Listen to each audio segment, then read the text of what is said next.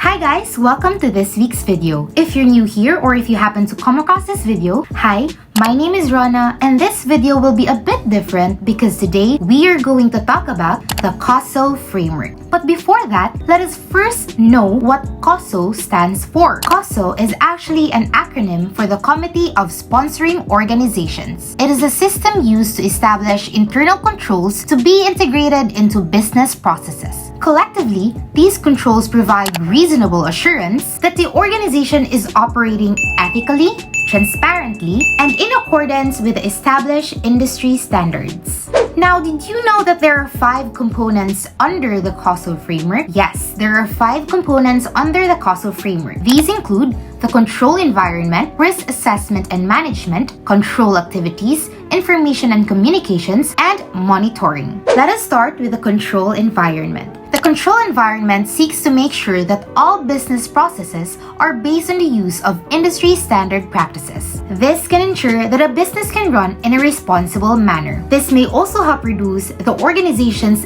legal exposure if the organization is able to prove that all its business processes are all based around industry standard practices. Next, we also have the risk assessment and management. Risk assessment and management help to identify risks and either reduce or eliminate risks deemed to pose a threat to the organization's well-being. The risk assessment and management framework is actually based on the idea that risks are inherent in every business. Third, we have control activities. Control activities are essentially internal controls that are put into place to make sure that business processes are performed in a way that organizations will be able to meet their objectives without introducing unnecessary risks along the process.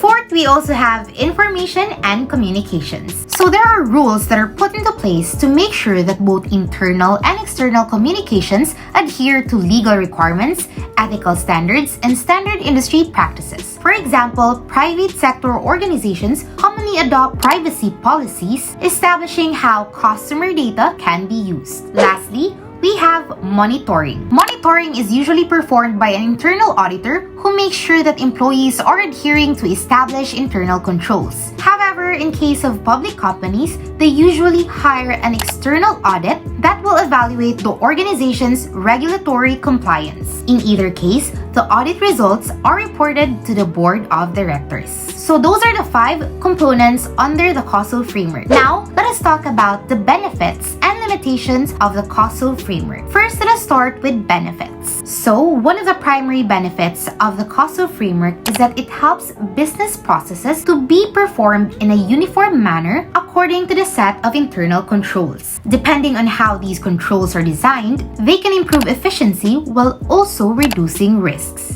So another benefit of the COSO framework is that when an organization fully employs this framework, then they are in a better position to detect fraudulent activities. Whether that activity is penetrated by cyber criminals, their employees, or even customers. Lastly, some organizations found that when they implemented the COSO framework, their business processes became more efficient. They were able to reduce costs while also making the organization more profitable. If there are benefits of the COSO framework, of course, there are also limitations. The most significant of these limitations is that the framework could be difficult to implement. Why? Because the framework is relatively broad in scope, which means that it can be applied to a wide variety of organizations and processes, but this could also mean that the framework lacks a significant amount of prescriptive guidance. And that ends our video today. Hopefully, you learned a thing or two about COSO framework. Again, this is Rana and see you in the next one.